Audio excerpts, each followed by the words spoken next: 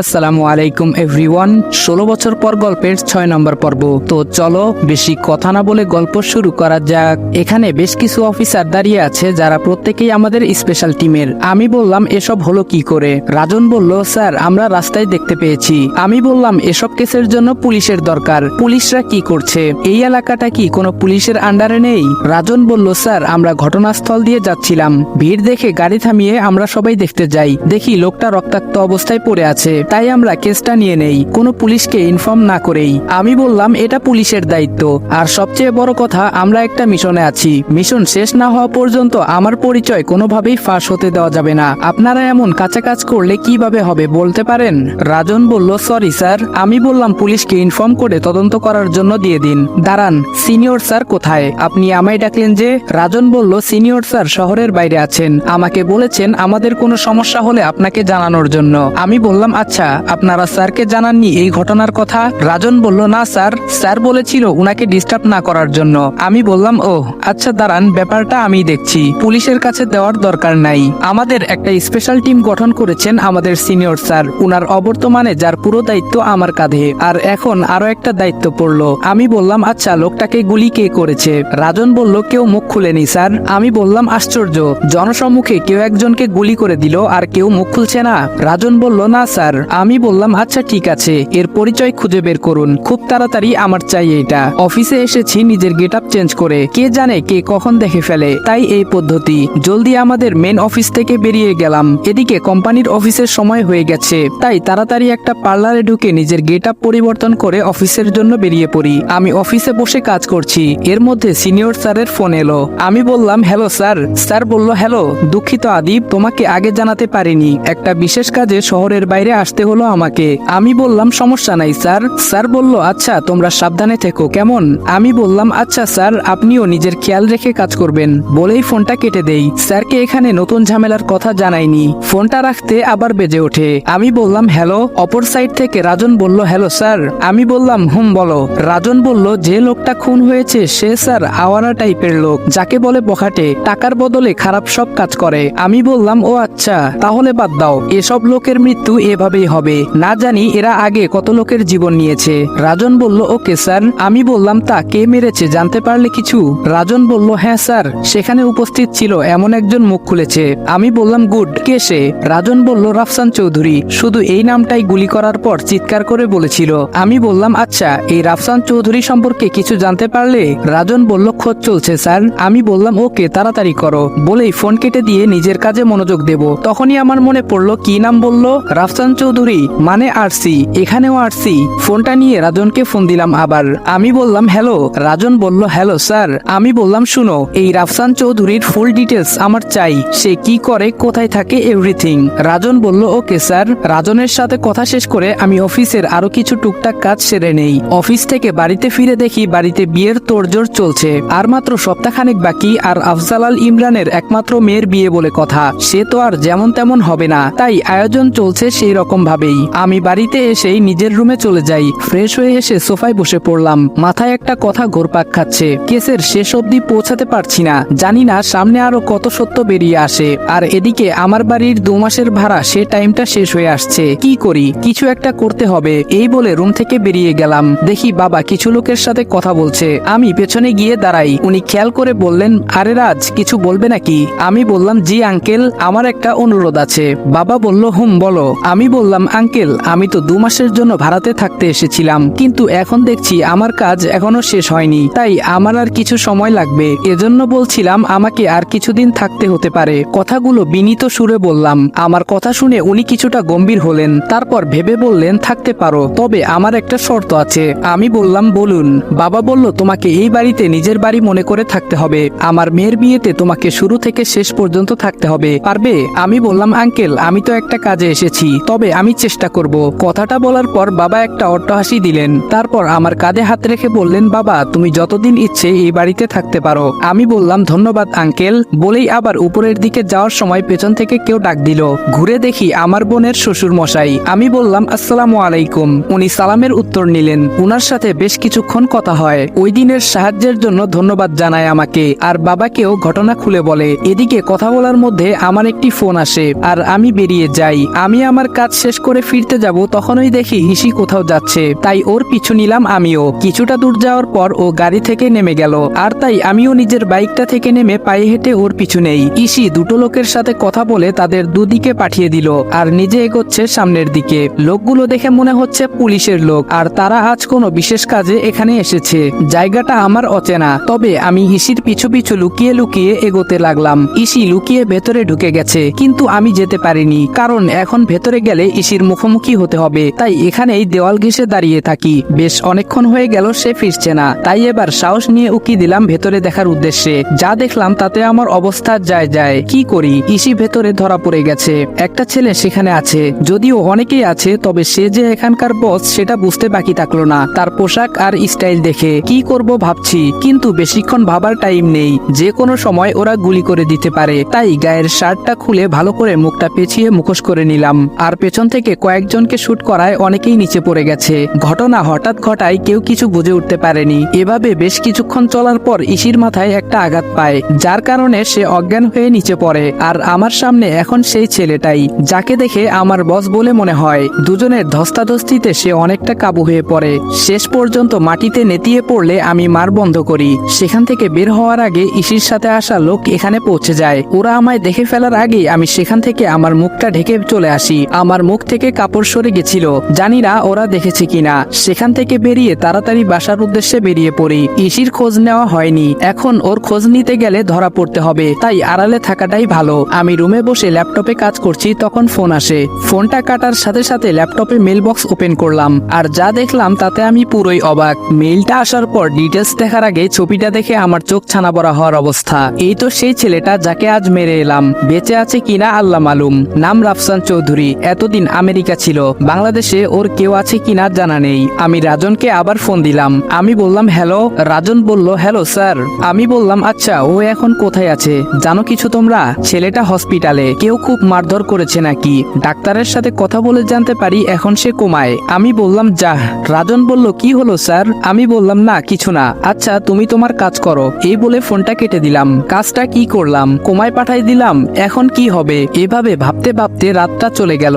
সকালে নাস্তার টেবিলে বসে আছি, কিছুক্ষণ পর ইসে আসছে। দেখে অনেকটা দুর্বল লাগছে। খাবার ফাঁকে কয়েকবার আমার দিকে আর চোখে তাকানোর চেষ্টা করেছে, যেটা আমার চোখ এড়ায়নি। চোখাচোখি হয়ে গেলেই নামিয়ে নিয়েছে চোখ। যাই হোক, খাওয়া দাওয়া শেষ করে যে যার মতো বেরিয়ে পড়লাম। ইসি মনে হয় যাবে না, গতিবিধি দেখে তাই মনে হলো। যাই হোক, না গেলে থাক, কাল মাথায় চোটটা একটু বেশি পেয়েছে। আমি বেরিয়ে পড়লাম। গেটের সামনে আমি বাইক স্টার্ট দেব, তখন বাবা এগিয়ে এসে বলল রাজ আজকে একটু তাড়াতাড়ি ফিরো, আমার একটি কাজ করে দিতে হবে বাবা। আমি বললাম আচ্ছা আঙ্কেল। বাবা বলল ধন্যবাদ। আমি বললাম আসি, এই বলেই বাইক স্টার্ট দিলাম। অফিসে পৌঁছে নিজের কাজে মন দিলাম। তখন ম্যানেজার ডেকে পাঠালো। আমি বললাম স্যার আসবো? ম্যানেজার বলল আয় আয়, এখানে বস। আমি বসে পড়লাম। ম্যানেজার বলা শুরু করলো একটা দুর্ঘটনা ঘটে গেছে জানিস? আমি বললাম না তো স্যার। ম্যানেজার বলল এই কদিন অফিসটা সামলে নিস প্লিজ। আমি বললাম স্যার আমি তো, বলার আগেই থামিয়ে দিল। ম্যানেজার বলল কোনো কিন্তু শুনতে চাই না। আমি বললাম আচ্ছা স্যার, বলেই বেরিয়ে পড়লাম। কেমনটা লাগে একবার ভাবুন, একে তো নিজের কাজ, তার উপর এই অফিস, বোনের বিয়ে, এখন এক্সট্রা অর্ডিনারি দায়িত্ব চাপলো। অফিসের কাজ শেষ করে বাসায় ফিরলাম। কিছুক্ষণ বিশ্রাম নিয়ে গেলাম বাবার কাছে।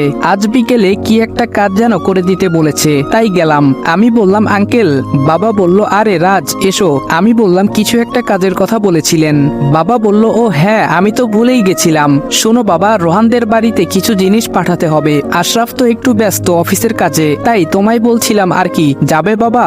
আমি বললাম আচ্ছা ঠিক আছে। বাবা বলল তাহলে বিকেলে তৈরি থেকো কেমন? আমি বললাম আচ্ছা ঠিক আছে। এই বলে রুমে চলে এলাম। এসেই অগ্নিকে ফোন দিলাম। আমি বললাম অগ্নি আজকে তোমরা সামলে নিও, আমি একটু অন্য কাজে ব্যস্ত থাকবো। অগ্নি বলল ওকে স্যার, আপনি নিশ্চিত থাকুন। আমি বললাম অল দ্য বেস্ট, বাই বলে ফোনটা কেটে ল্যাপটপে যতটুকু সম্ভব কাজ করার চেষ্টা করলাম। দেখতে দেখতে বিকেল হয়ে গেল, তাই আমি রোহানদের বাসার উদ্দেশ্যে বেরিয়ে গেলাম। কিছুক্ষণ গাড়ি চলার পর চৌধুরী বাড়ির সামনে এসে গাড়ি থামলো। আমার সাথে আরো কয়েকজন এসেছে আমাকে সাহায্য করার উদ্দেশ্যে। সবাইকে দিয়ে সব জিনিসপত্রগুলো ভেতরে পাঠিয়ে দিলাম। তারপর আমি ভেতরে ঢুকলাম। মিসেস চৌধুরী অর্থাৎ রোহানের মা রাবেয়া চৌধুরী এগিয়ে এসে আমাদের আপ্যায়ন করার জন্য ব্যস্ত হয়ে পড়লেন। আন্টি বলল এসো এসো, তোমরা বসো এখানে। আমি বললাম আন্টি এত ব্যস্ত হওয়ার কিছু নাই, আসলে আশরাফ ভাইয়া একটু ব্যস্ত থাকার কারণে আমাকে আসতে হলো। আন্টি বলল তাতে কি হয়েছে, একজন এলেই হলো, তোমরা বসো। এই বলে উনি ভেতরে ভেতরের দিকে গেলেন আর আমি এই দিকে চারদিকটা ভালোভাবে চোখ বুলিয়ে নিলাম। এমন সময় পেছন থেকে কেউ ডাক দিল। পেছন ফিরে দেখি রোহান। রোহান বলল, hi, I am Rohan, I think you Raj. আমি বললাম ইয়া, বলে দুজন হাত মিলিয়ে নিলাম। রোহান বলল, আরিশপার মুখে আপনার নাম আর কথা শুনেছি। আমি একটু অবাক হয়ে বললাম, তাই নাকি? রোহান বলল, আরিশফা বলেছিল ওর আরেকজন ভাই ছিল আদিব ভাইয়া, অনেক ছোটবেলায় নাকি হারিয়ে গেছে। আপনি নাকি দেখতে অনেকটা ওর ভাইয়ের ছোটবেলার চেহারার সাথে মিল যায়। রোহান এক নাগারে কথাগুলো বলে যাচ্ছে আর আমি শুধু শুনছি। রোহান আরো অনেক কথা বলল, সাথে আমিও টুকটাক বললাম। আমি বললাম, আচ্ছা থাকো, আমি উঠলাম। রোহান বলল, সে কি, আপনারা তো কিছু নিলেন না? আমি বললাম, এখন সময় নেই ভাই, পরে এক সময় এসে পেট পুরে খাবো, বলেই বেরিয়ে এলাম। আর রোহান ওখানেই দাঁড়িয়ে আমাদের দিকে তাকিয়ে থাকলো। বেশ অনেকক্ষণ আমরা চৌধুরী ম্যানশনে ছিলাম, কিন্তু রৌফ চৌধুরীকে দেখলাম না। হয়তো অফিসের কাজে ব্যস্ত, কিন্তু এখন তো অফিসে থাকার কথা না। যাকগে, এত কিছু ভেবে লাভ নেই। কিছুক্ষণের মধ্যে গাড়ি পৌঁছে গেছে। আমি ভেতরে গিয়ে বাবাকে জানিয়ে দিলাম সব ঠিকঠাক মতো পৌঁছে গেছে বলে রুমে এসে ফ্রেশ হয়ে নিয়ে রুমে কিছুক্ষণ বসে থাকলাম। কেমন যেন লাগছে, মনে হচ্ছে আমার অবর্তমানে আমার রুমে কেউ প্রবেশ করেছিল। কেমন যেন খটকা লাগছে। তখনই মনে পড়লো আজকে রুমে তালা দেওয়া হয়নি। কে আসতে পারে বুঝতে পারছি না। কার্ড আর পিস্তল আমার সাথেই ছিল, তবে ল্যাপটপটা বাসায় ছিল। তাড়াতাড়ি গিয়ে ল্যাপটপটা অন করে দেখলাম না, তেমন কিছু হয়নি। আর হবেই বা কি করে? অনুমান করে পাসওয়ার্ড দেওয়া কারো সাধ্যের বাহিরে, তাই নিশ্চিত হলাম। পুরো বাড়িতে বিয়ের তোড়জোড় চলছে। আমি কোথা থেকে শুরু করব বুঝতে পারছি না। রাফসান চৌধুরীর উপর যেই সন্দেহের তীরটা গিয়ে ঠেকেছিল, কিন্তু সে তো এখন কোমায়। কি করি? রোহান চৌধুরীকে সন্দেহের কোনো অবকাশ পেলাম না। ছেলেটা খুব অমায়িক আর ভদ্র বলেই মনে হলো। তাহলে সন্দেহ এখন কাকে করব? রাফসানকে একবার দেখতে হবে। তখন মারার ধান্দায় দেখতে পাইনি, তাই রাজনকে ফোন দিয়ে হাসপাতালের ঠিকানাটা নিয়ে নিলাম। এখন ঘড়িতে রাত 9টা বাজে, তাই বাইকের চাবিটা নিয়ে বেরিয়ে পড়ি হাসপাতালের উদ্দেশ্যে। সেখানে গিয়ে তো আমি অবাক, ইসি আছে এখানে, তবে ছদ্মবেশে। ছদ্মবেশ ধারণ করলেও আমার চিনতে ভুল হয়নি। তার মানে হলো আরসি এর আসল পূর্ণরূপটা যে রাফসান চৌধুরী, এটা ওরা ভেবে নিয়েছে। তবে আমার কেন জানি মনে হচ্ছে পেছনে অন্য কেউ আছে। রাফসান কিছুতেই মূল হতে পারে না। এখন ভেতরে যাওয়া ঠিক হবে না, তাই বেরিয়ে আসি। আবারও নিজের ভাগ্যকে গালাগাল করে বাইক নিয়ে সামনে এগোলাম। বাসায় যাব না, তাহলে এখন কোথায় যাব? ভাবতে ভাবতে রাতুলদের বাসার সামনে এসে দাঁড়ালাম। কলিং বেল চাপতেই নীরব দরজা খুলে দেয়। নীরব বলল, স্যার আসুন আসুন। আমি বললাম, বাকিরা কোথায়? নীরব বলল, সবাই আছে স্যার, ওরা রুমে কাজ করছে। বসুন স্যার, আমি সবাইকে ডাকছি। আমি বললাম, ডাকতে হবে না, আমি যাচ্ছি ভেতরে। নীরব বলল, ওকে স্যার, এই বলে গেট লাগাতে চলে গেল। আর আমি ভেতরের দিকে গেলাম। আমায় ঢুকতে দেখে 3জন উঠে দাঁড়ালো। আমি বললাম, বসো বসো, কাজ কত দূর? অগ্নি বলল, স্যার আশা করছি খুব তাড়াতাড়ি আমরা একটা কুল কিনারা পেয়ে যাব। আয়াস বলল, স্যার সন্দেহভাজন সবার উপর নজর সমান তালে চলছে, তবে কাউকেই তেমন ভাবে ধরা যাচ্ছে না। এর মানে এই নয় সবাই ধোয়া তুলসী পাতা। স্যার অনেকের কাজ যাচাই করা হচ্ছে, আর অনেক অবৈধ সম্পদ বাজেয়াপ্ত করে কোষাগারে জমা দেওয়া হয়ে গেছে। আমি বললাম, ওয়েল ডান। অগ্নি বলল, স্যার, সন্দেহের তীর এখন রৌফ আর রোহান চৌধুরীর উপর। আমি বললাম, না, আরেকজন আছে। রাতুল বলল, কে স্যার? আমি বললাম, রাফসান চৌধুরী। নামটা শুনে ওরা অনেকটাই অবাক, কারণ আমাদের পূর্ব তালিকায় এই নাম নেই। নীরব বলল, রাফসান চৌধুরী কে স্যার? আমি বললাম, বলছি। তারপর আমি পুরো ঘটনা ওদের খুলে বলি। আয়াস বলল, ওহ গড, তার মানে সে এখন কোমায়। রাতুল বলল, তাহলে স্যার আমাদের কাজটা এখন সহজ হবে বলে মনে হচ্ছে, মেন কালপ্রিট যখন কোমায়। আমি বললাম, আমার কেন জানি মনে হচ্ছে এর পেছনে অন্য কেউ আছে। নীরব বলল, কে হতে পারে স্যার? আমি বললাম, সেটাই জানতে হবে আমাদের। এক কাজ করো রাতুল এবং নীরব, কাল তৈরি থেকো, আমরা কাল আবার মিশনে যাব। দুজনেই বলল, ওকে স্যার। অগ্নি বলল, স্যার আমি যেতে চাই। নীরব বলল, চুপ। অগ্নি বলল, তুই চুপ, তুই বাসায় কাজ কর। আমি বললাম, শান্ত হও, তোমরা আমার কথা শোনো। কাল নীরব রাতুল তৈরি থাকবে, আর এরপরে যেই মিশন হবে তখন ইনশাআল্লাহ অগ্নি এবং আয়াস যাবে। ওদের সাথে আরো কিছু কথাবার্তা বলে আমি বেরিয়ে পড়লাম। রাত এখন 11:30 বাজে। সবাই এখনো সজাগ, তাই আস্তে আস্তে ভেতরে ঢুকে পড়লাম। সোজা নিজের রুমে চলে এসেছি। ফ্রেশ হয়ে এসে সোফায় বসেছি। হঠাৎ কার্ডটার কথা মনে হলো। পকেটে হাত দিয়ে দেখি আমার কার্ড নেই। সারা ঘর খুঁজে কোথাও পাইনি। কোথায় গেল আমার কার্ড? কেউ নিয়ে যায়নি তো? আমি কি ধরা পড়ে গেলাম? কার্ডটা কোথাও পাচ্ছি না। আর এদিকে ভয়ে আমার হাত পা কাঁপছে। কি হবে এখন? জানি না কার হাতে পড়েছে। নিচে চলে গেলাম। দেখি হিসি সোফায় বসে ল্যাপটপে কাজ করছে। ওকে দেখে মনে হয় না আমার প্রতি কোনো ইন্টারেস্ট আছে। তাহলে কে নিতে পারে? তখন ওই পকেটে ফোনটা বেজে ওঠে। আমি বললাম, হ্যালো। রাতুল বলল, স্যার আপনার কার্ডটা ফেলে গেছেন। কথাটা শোনার পর আমার কতটা শান্তি লাগছে বিশ্বাস করেন, বলে বোঝাতে পারবো না। আমি বললাম, থ্যাংক গড। রাতুল বলল, কি হয়েছে স্যার? আমি বললাম, আর বলো না, কার্ডটা না পেয়ে আমি অনেক ভয় পেয়ে গেছিলাম। আচ্ছা যাই হোক, বাদ দাও, তোমার কাছে রাখো, পরে নিয়ে নেব। রাতুল বলল আচ্ছা স্যার বলে ফোনটা কেটে দিয়ে অনেকটা শান্তি পেলাম। তাই ড্রয়িং রুমেই দাঁড়িয়ে স্বস্তির নিঃশ্বাস ফেলছি। তখন ওই ইসি আমার সামনে ওর রুমের দিকে যাচ্ছে আর আমার দিকে কেমন যেন সন্দেহের চোখে তাকালো। তারপর একটা ডোন্ট কেয়ার ভাব নিয়ে চলে গেল। আমিও ঘুমানোর জন্য চলে গেলাম। পরদিন যথারীতি ঘুম থেকে উঠে যে যার কাজে পৌঁছে গেলাম। কিছুক্ষণ পর রাতুল আর নীরব আমার কেবিনে ঢুকলো। রাতুল বলল স্যার আমরা কিন্তু তৈরি। নীরব বলল হ্যাঁ স্যার। আমি বললাম আচ্ছা ঠিক আছে, আমি রাতে যখন বের হতে বলবো সাথে সাথে বেরিয়ে পড়বে। ওরা একসাথে বলল ওকে স্যার বলে ওরা চলে গেল। আর আমি আবার মনোযোগ দিলাম কাজে। একটা বিশেষ দরকারে রুমের বাহিরে গেলাম। কাজ শেষে ফিরছি। ফেরার পথে ইসির রুমের দিকে চোখ পড়তে দেখি ও কারোর সাথে কথা বলছে। মনে হচ্ছে বেশ রেগে আছে। তাই আমি আর না দাঁড়িয়ে সোজা চলে এলাম সেখান থেকে। দেখতে দেখতে অনেক রাত হয়ে গেল। আমি তৈরি হয়ে নিলাম বেরোনোর জন্য। ভাবলাম বাহিরে গিয়ে রাতুলকে কল করে বলবো বেরোনোর কথা। আমি বাহিরে বের হতেই ইসির মুখোমুখি হয়ে গেলাম। এত রাতে ও বাইরে কেন? আমি মোচড় কেটে চলে আসতে যাব, ইসি বলল এই দাঁড়ান। আমি বললাম আমাকে বলছেন?